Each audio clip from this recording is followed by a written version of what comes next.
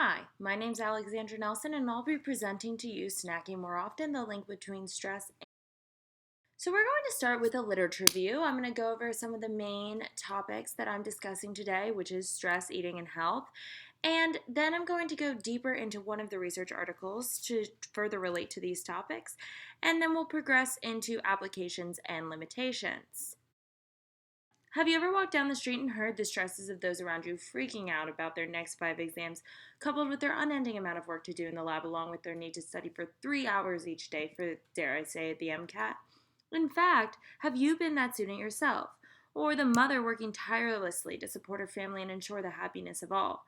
Stress is a word that honestly plagues conversations almost every day, but the real issue is the terrible effects that may occur because of these unending amounts of stress that we may pile on ourselves or that may just end up piling on us. What exactly is stress? As defined by our textbook, stress is the physical and psychological reactions that occur whenever we believe that the demands of a situation depend on our ability to respond to the threat. These physical and psychological reactions have been linked to decline in specific forms of health. I will isolate these factors of stress that link to eating disorders and other general physical health issues that therein link to declining health. Stress and diet have been strongly tested and linked for decades. The original question researchers focused on was the connection that existed between stress and simply the consumption or lack thereof of food. This would make a direct link to some eating disorders such as anorexia and bulimia. However, as times have changed, it has become apparent that the real evidence of the link between stress and health is focusing on what is being consumed, when, portions, etc. It has actually been found that as stress increases, consumption of our more palatable, yummy foods will increase, and consumption of some healthier and less palatable foods will decrease. So that chicken and vegetables is definitely going to decrease in comparison to our Oreo ice cream or, say, cookie ice cream sandwiches. This causes detrimental health effects. A 1992 founding by Straub confirmed that women were more likely to consume foods higher in calories and fats when stressed. This was backed up even further by a 2008 study by Oliver that confirmed the previously stated results. As well, changes in eating patterns have been shown to be related to increased levels in stress. As stress increases, snacking increases, and our main meal consumption decreases. This leads to a manifold of health issues as foods low in nutrient density, such as sugary snacks and cookies, are replacing those that are essential to health and well being, such as our high protein, low fat meats and vegetables. Therefore, my specific research is actually going to talk about the link that exists between women and the snacking of some of the sugary, more fatty foods. Grunberg and Straw performed an experiment to understand the role of gender in the effects of stress on eating. The study consisted of 26 men and 28 women between the ages of 17 and 41 that were healthy, non smoking individuals. The individuals were taken from an ethnically diverse area that was in the middle class sector and academically talented. The individuals were not paid, but they did receive course credit.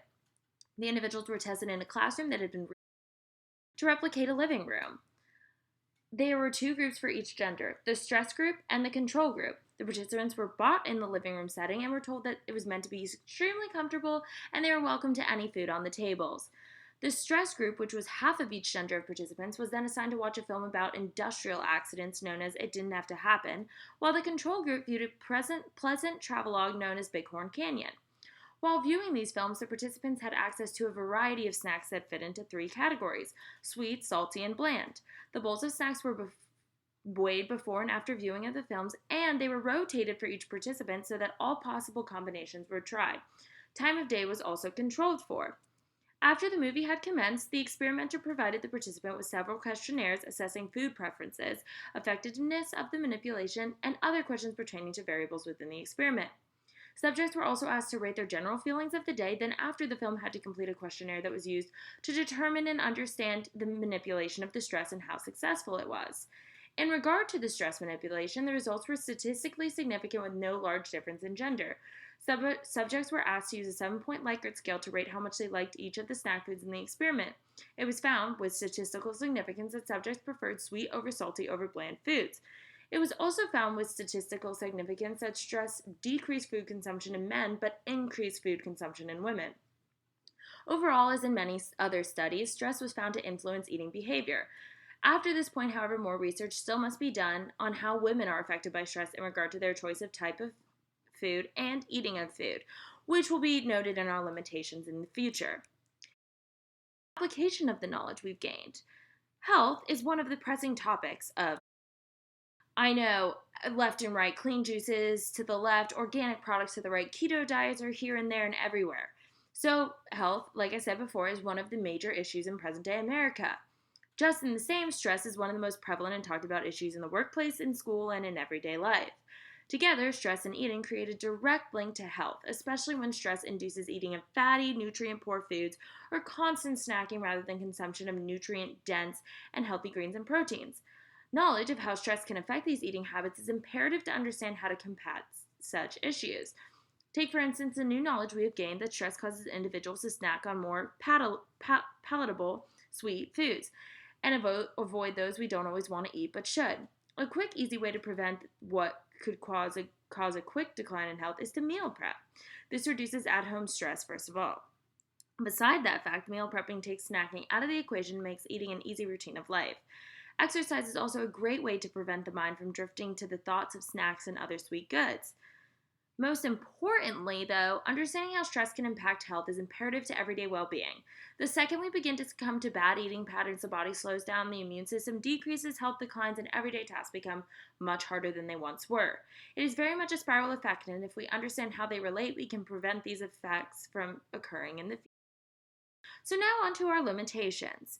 There are always limitations to research which must be taken into account when understanding and analyzing the results and research presented. Stress is typically a self reported measure. This opens up a large possibility of error and misleading evidence as stress and levels of stress are defined differently among different people.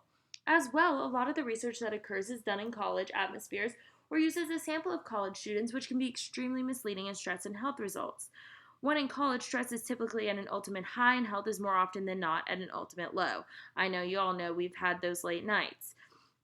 This largely skews the results and can influence the link that exists between stress and health. Introduction of third variables as well add on other factors that can lead to a decline in health, such as lack of sleep. Lack of sleep, however, can also be tied to levels of stress and therefore can make the results of the experiment and its success hard to interpret as well. Therefore, there are a variety of issues and limitations that may exist in the research of the link that exists between stress and health. That I'll give the references, and I thank you for listening, and I hope you enjoyed the project and learned something new today.